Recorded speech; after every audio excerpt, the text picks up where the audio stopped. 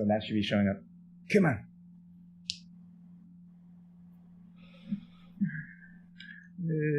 There it is.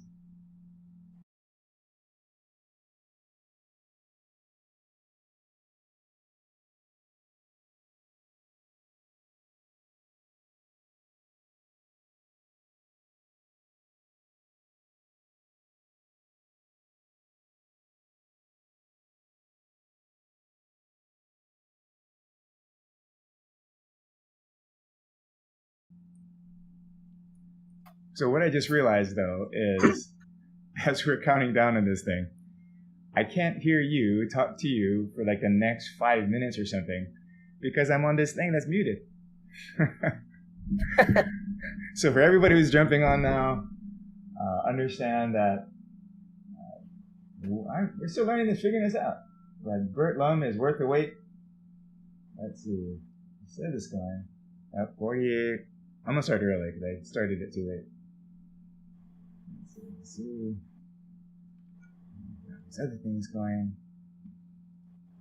All right.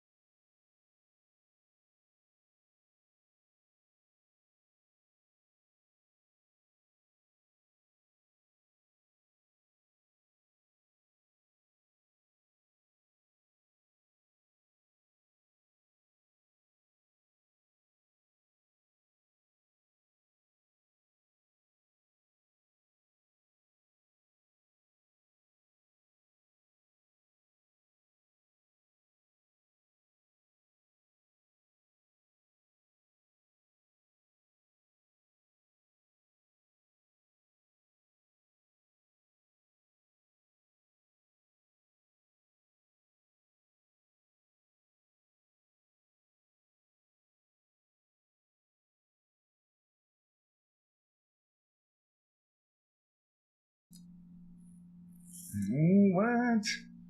We are just about ready to go. I think we're actually live on this. Bert, I got 11:30, so I got to get started. It is good to be here. Aloha, everybody. My name is Ka'ala Souza, and I'm with the Workforce Development Council, WDC, here in Hawaii, and we are doing a legit live stream today with one of the, founding fathers, godfather of broadband and all things digital here in Hawaii. And I'm super excited about that. But let me just tell you a little bit about this stream so we have some context. If you don't know, now you're going to know. So I've been talking to tons of interesting people with fascinating ideas that I think can shape the future of work here in Hawaii, which essentially means, more broadly, the future of how we live. You know, like most of us have to go to work, and some of us are working more than one work.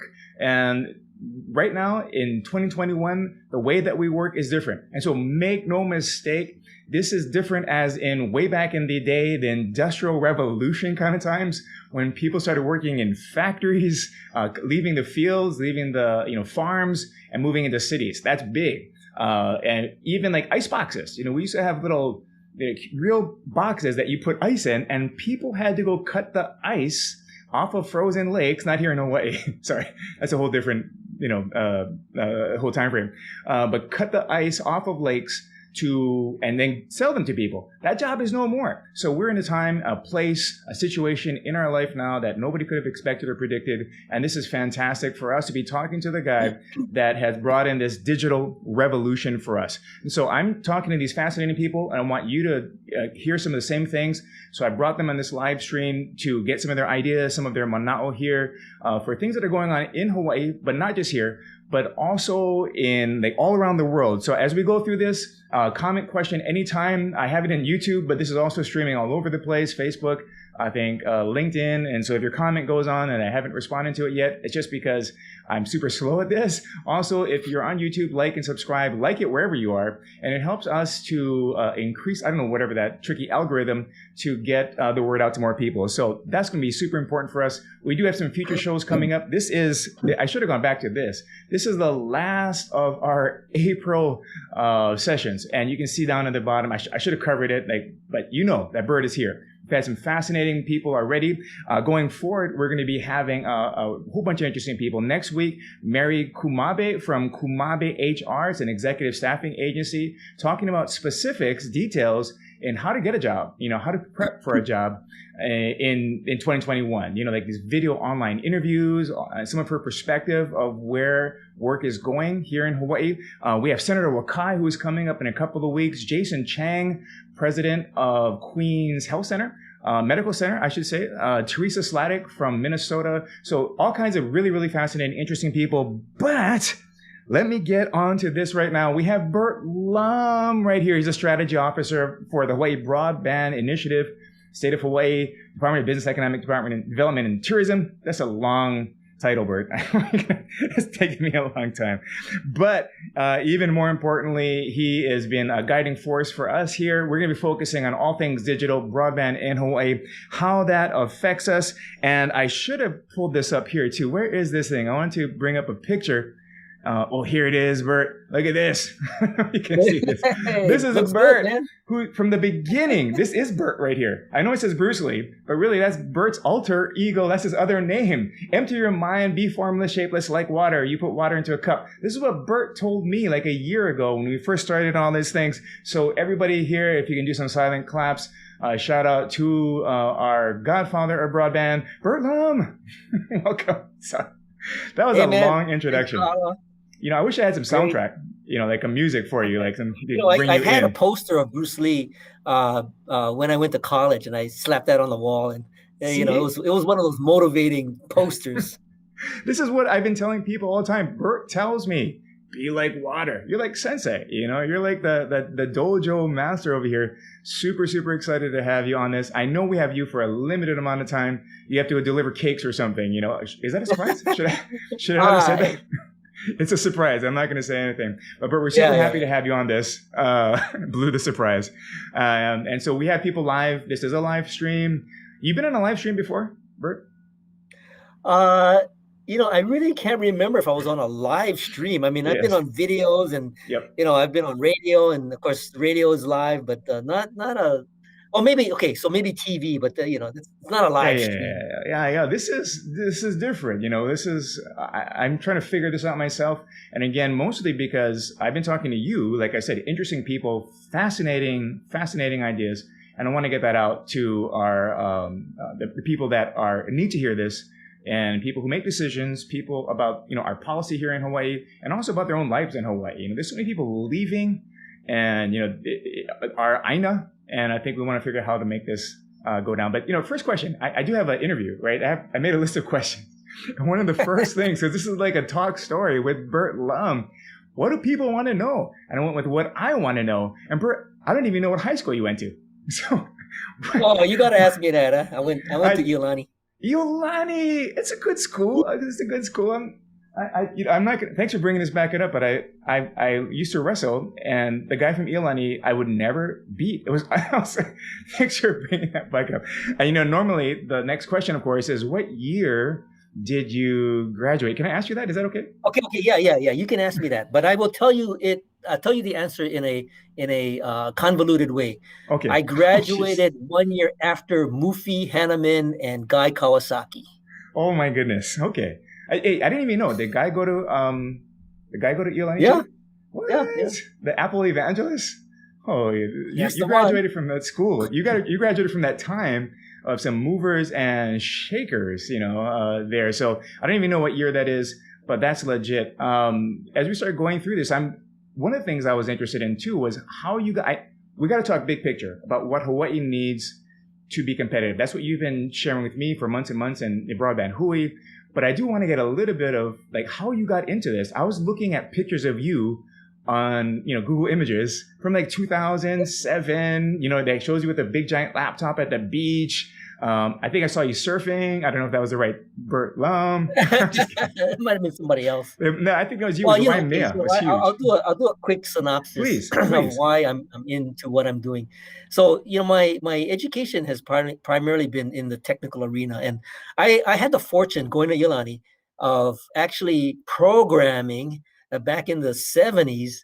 On a mainframe using Fortran. Okay, so that was my exposure to computer science and programming.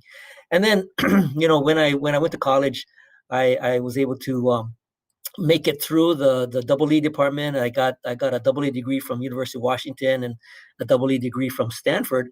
And then I came back and I worked at Hawaiian Telcom. And the advantage that I had, having been given the opportunity to work through that period of time, was we were able to see the advent of things like the personal computer, local area networks, wide area networks, and the internet.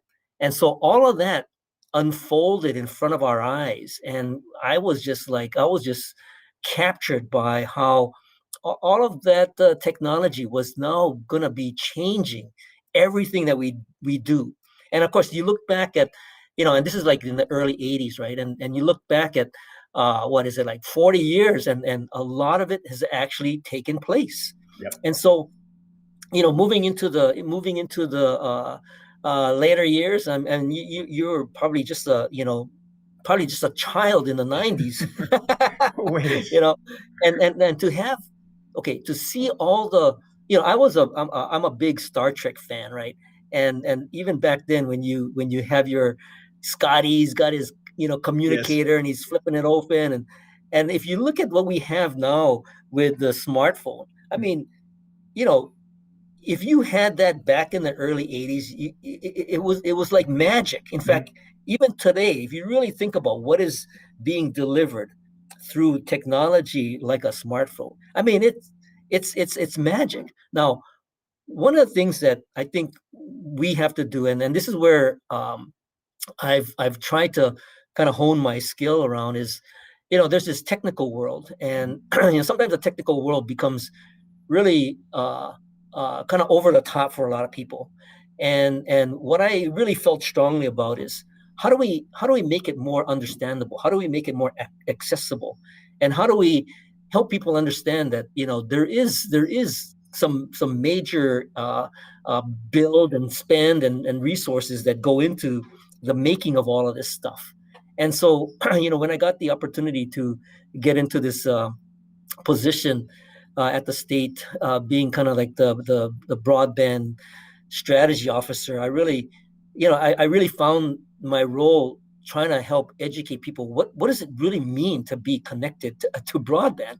And it was kind of funny because a lot of people think that just broadband just flows from the air. You just get, it just flows down from the heavens like, cosmic rays. Wait, quick question.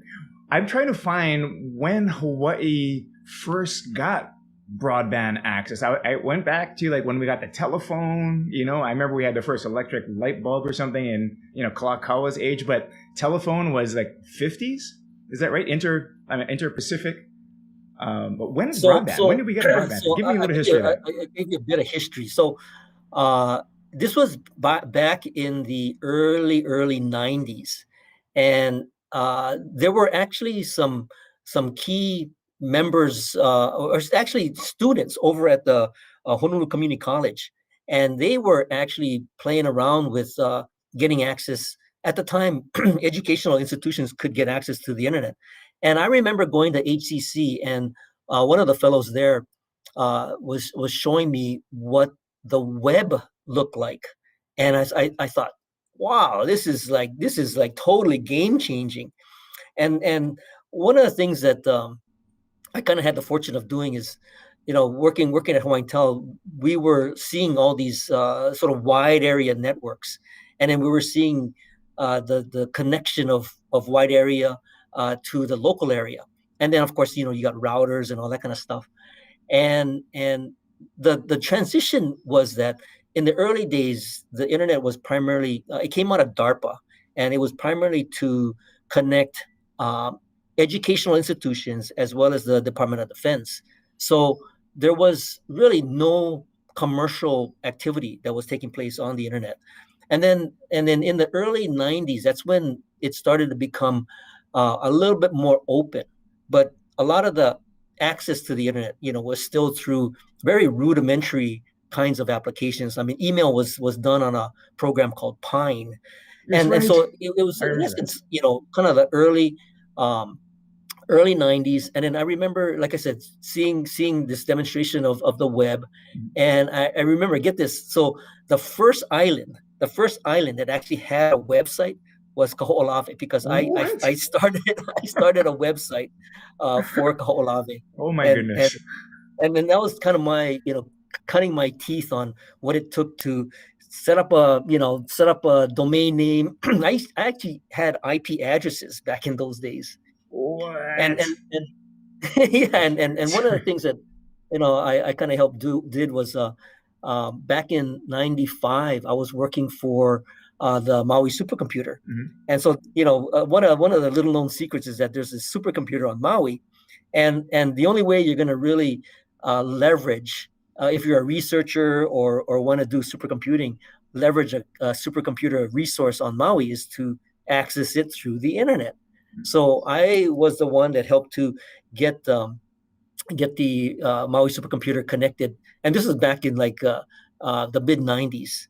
And I remember getting, at that time, was a big fat pipe, and it was a whole 45 megabits, and we got that dedicated to the MHPCC, and then back then I remember a project that we did was we were able to get the Department of Education through a Hawaiian Telecom service back then was called Frame Relay, and we got all the schools connected, aggregated to the supercomputer so that they could get internet backbone access. Yeah. Of course, nobody knew how to use it, and people were asking, so what if we got connected to the internet? What are we going to do? I said, You're just a visionary. You're just a visionary. Cool application called CUC-Me. CUC-Me was a video application, and but of course you have to get special software. You have to have a hardware, and then of course back then any of these applications you look back at them and it's like, wow, it's certainly advanced a whole lot from that point on. I remember, like, okay, so I'm old. Bert, and I wasn't a child when, in the, 90s or whatever, but I mean, young adult. But I remember the first graphical user interface or something, the first browser. Do you remember Slipknot that I used? It was like, to access it. I just tripping on how you can put pictures and access the internet. And then I think Mosaic was another browser that I remember. Netscape, like this. So, I mean, but I didn't know like Ho'olave was the first place. So I've been telling people Bert is OG. People, worried about 5G. Bert's been around for so long that he's OG. Hey, I remember when I was working at Hotel, I thought it was like a thrill because I was able to connect to the mini computer, through this terminal that I could take home, and I would take my phone and I would stick it into this thing called the acoustic coupler, and it would have all these tones that would come out, and I would get a whole 300 baud, 300 bits per second on that acoustic coupler, and I thought, wow, this is great. I remember taking a laptop home from the company I was working with to do some research. I was working for a research company way back, like it was in the 90s, and they said, hey, go and research, online banking. I'm okay, so I'm looking, but we were doing like a 14.4, modems, and I would press search or enter and just wait, and then I would go to sleep, and I'd wake up, and then it would finally show a page. I remember, like, was it 9.8, 14.4, 28.8 or something, and so my kids are like, they don't even know. Like, we're talking about the amount of RAM we have in my computer was more than the hard drive space that I had back then. So it's fantastic to go down this, again, OG path. But I'm curious, and this is really the, what matters now. What's in it for us now? Things have changed. We're basically at a Star Trek level. Elon Musk talking about being in Mars in a couple of years, and I kind of believe him. We have these flying cars from the Jetsons that they're testing out in Florida. I mean, you can get an Uber and drive, or get a flying Uber. So that's a couple of years away. What about Hawaii, Bert? One of the first things that you told me was we need this just to survive, basically. But there's another level of access that we need, digitalization to thrive. So when we think about Hawaii, what does it take for us to be competitive? You start with the hardware stuff first. Give us a sort of a layman's understanding of what we need. Or are we there? So at a fundamental level, the connectivity is still required. And whether we were, in the olden days connecting 300 baud modems, we all can agree that the rates of transmission have increased incredibly, right? If you have a 1 megabit connection at home, that's too slow. I mean, people have kind of at a minimum like 200 megabits per second. If you are able to get 500 megabits or even 1 gig, that is good. You're on the net.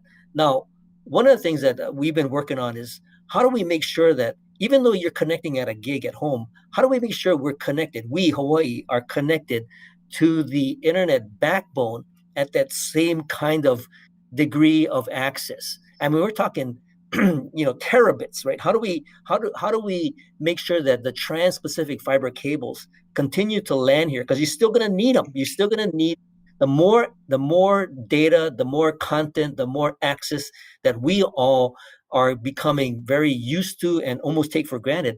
How do we make sure that we have access to the backbone?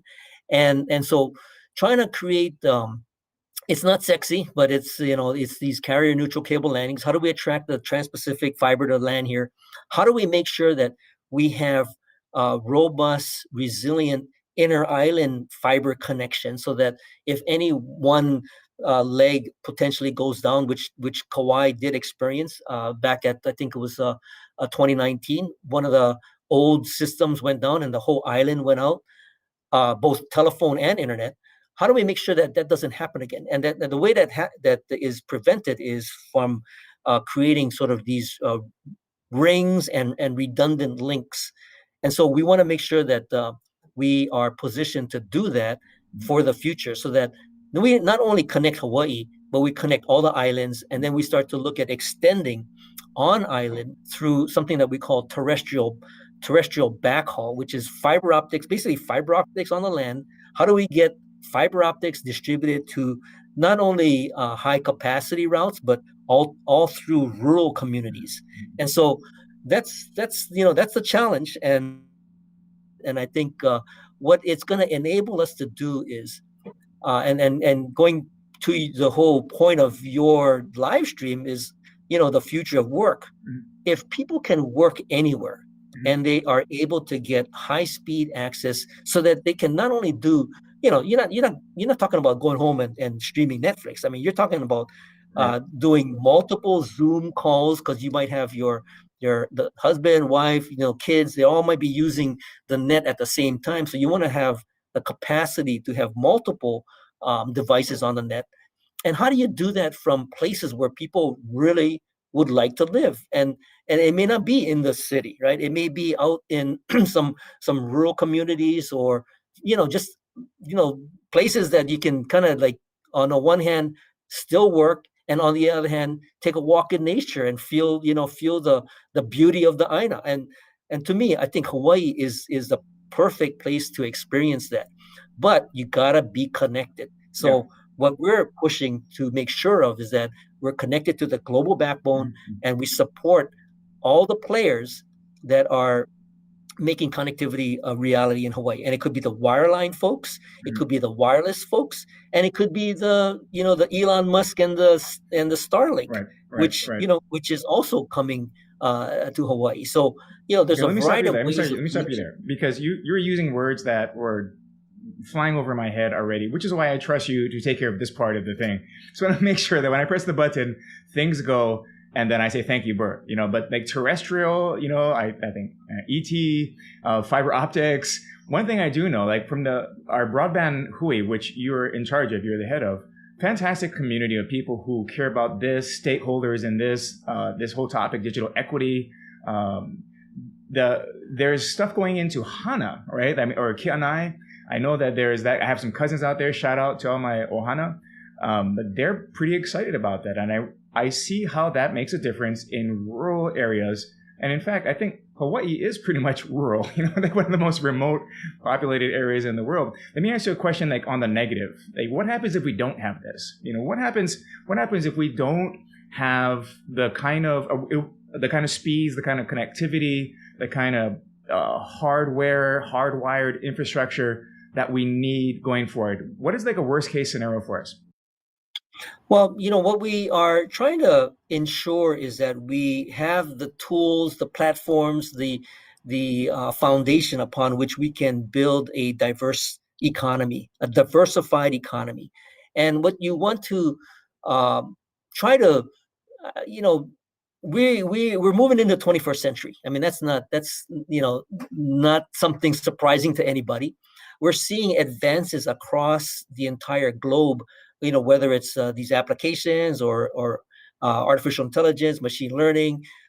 There's things like augmented reality. I was going to bring up the fact that there's a whole e-gaming tournament that's going to take place in Hawaii, because we just happen to be the right place in between the U.S. and China, so that they can do an Overwatch.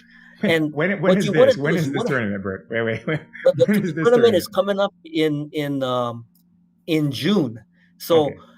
The players are going to all come to Hawaii, because the competition is going to be from Asia. So you got China accessing servers that are going to be kind of housed in Japan, and so the midpoint between those servers in Japan and the players that are in China and the U.S.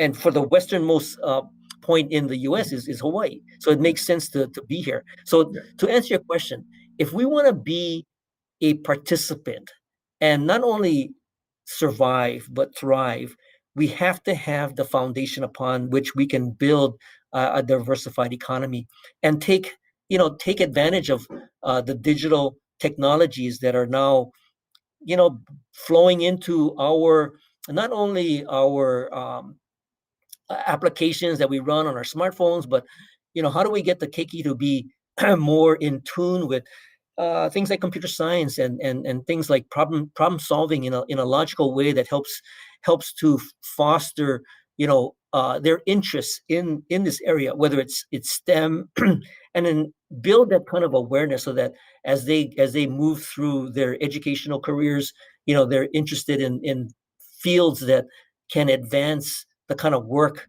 that's being done in Hawaii. Because Right. if we don't do that, we will be pretty much subject to what we have been in the past. And I would venture to say that if we continue to just be, let's say, plantation oriented or service oriented, that doesn't spell well for our future keiki who want to actually do something exciting in Hawaii, because they're all going to want to go where the action is. So why don't we make the action happen in Hawaii?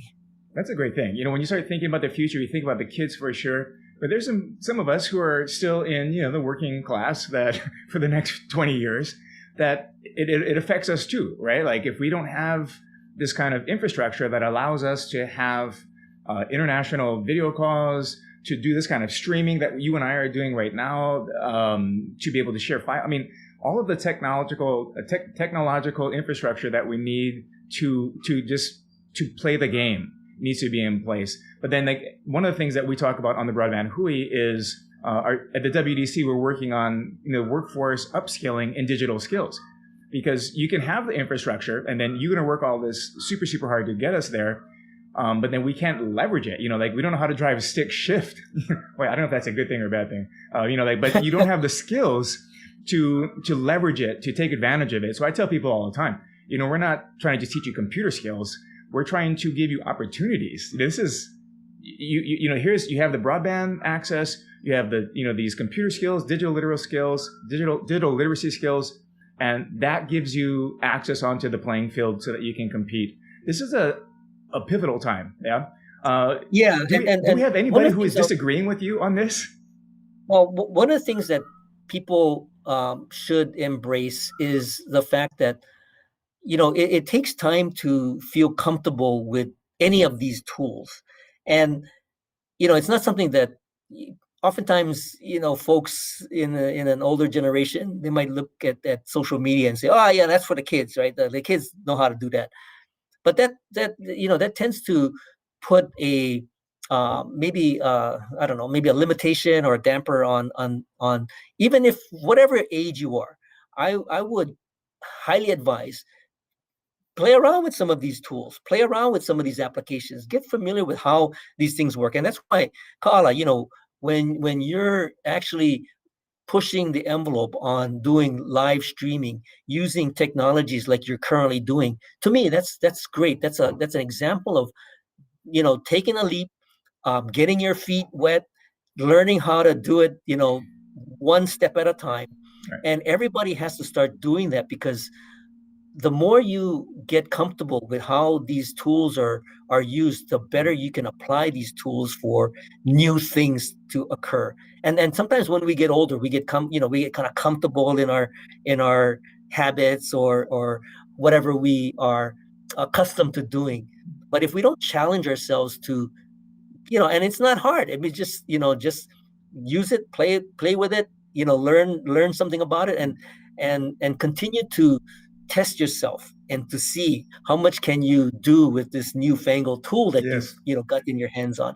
And that way, I think, for students, they have a natural course because, the educational curriculum will kind of keep them focused. But for people like us who are kind of working, I mean, that's part of the reason why I think it's fortunate that I get to do the radio show, because I get to talk to all these folks that are, in fact, I'm going to have you on, Ka'ala, because what you're doing, I mean, you're demonstrating how, you can take these tools of what we were used to with Zoom and take it and stream live.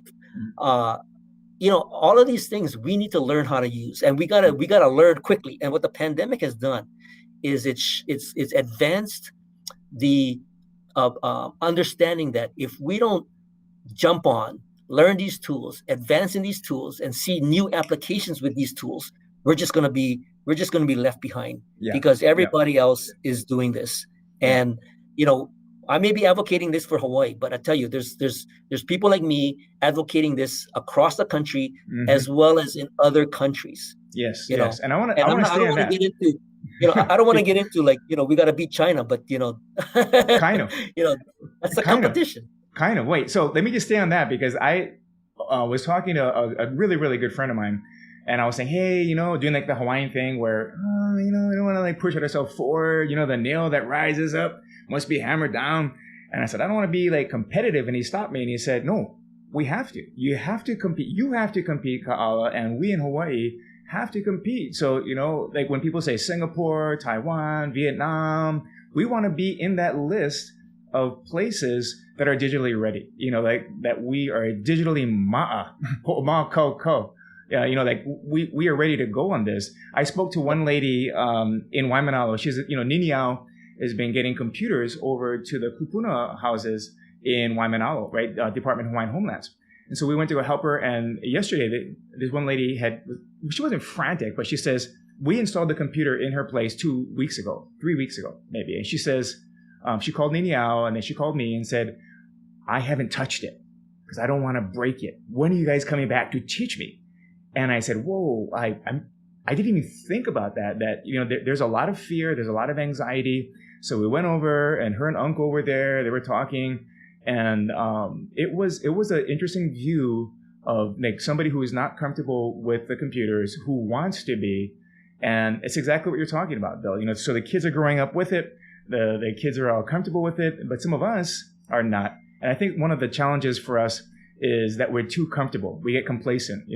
Tourism we've been solid. We've been able to compete. We have Diamond Head. We have home court advantage. So who's gonna beat us? But now, like when like you say other people, there's other Burt Lums, not as good as you. There's other Burt Lums who are out there advocating for the same thing for their states, for their countries, for their places. And this is why I went to on this stream here, because I want to get this message out that Hawaii has to compete. We have to be like Max Holloway. You got to be able to stand and get in the ring, stand and bang. Shout out to Max over there for representing Hawaii. But I know your time is getting really, really close over here. You got to go do your thing, your surprise delivery. But any last couple of words for us? Those of us on Broadband who listen to you a lot. But what do you want to say? What is like the capstone conclusion for our time here? Well, we have an opportunity. It's a once in a lifetime opportunity, and we will never encounter what we just went through in 2020. And things are going to change because they're already changing across the whole globe. So the question becomes, how does Hawaii want to play in this 21st century? And how do we want to embrace that change? And how do we want to thrive coming out of whatever we pivot to?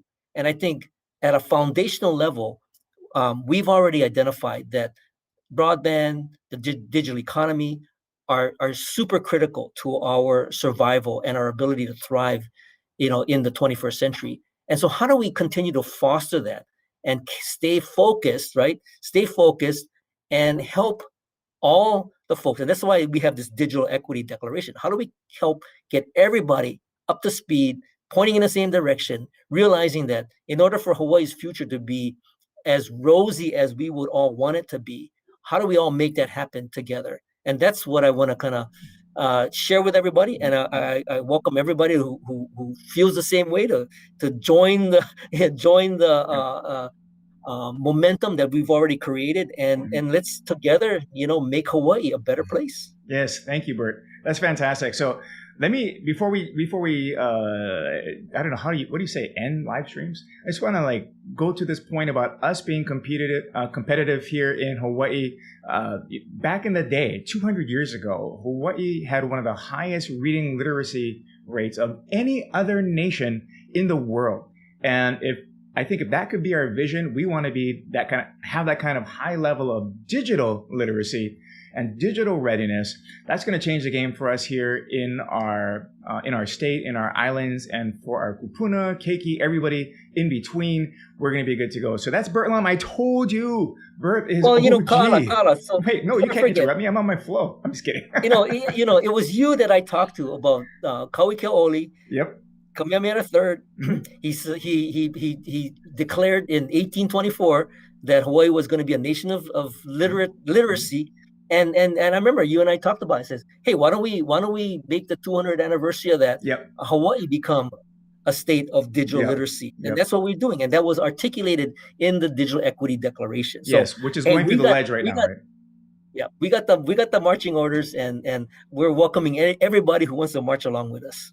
200 years ago, he apuni palapala ko'u kawikeo oli. I kind of, everybody does their own interpretation, but I think like when it's like mine will be or shall be, a nation of literacy, and I feel like we're still connecting with that historically, and our communities now can have that same thing, and so super appreciate having your voice to share that and to anchor us from all these years you've been doing, and even going forward, steadfastness. I think the other word was persevere.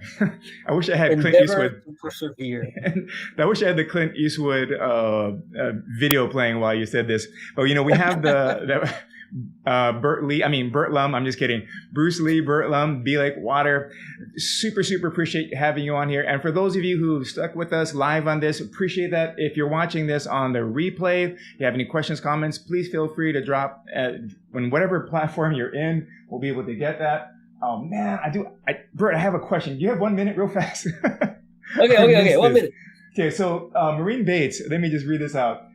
She was asking about apps and artificial intelligence you recommend for Hawaii's workers to be more competitive and cost efficient for jobs in internationally. Do you think that there's anything that you can recommend, apps, software that we need to have, that we need to learn, to know, to be modeled with?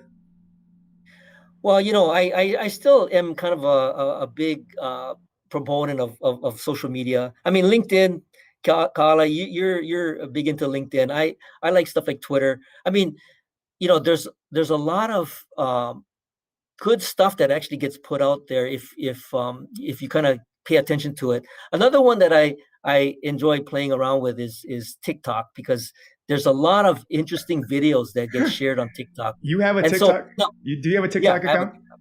Are you dancing on this? No. I'm going to have to watch this.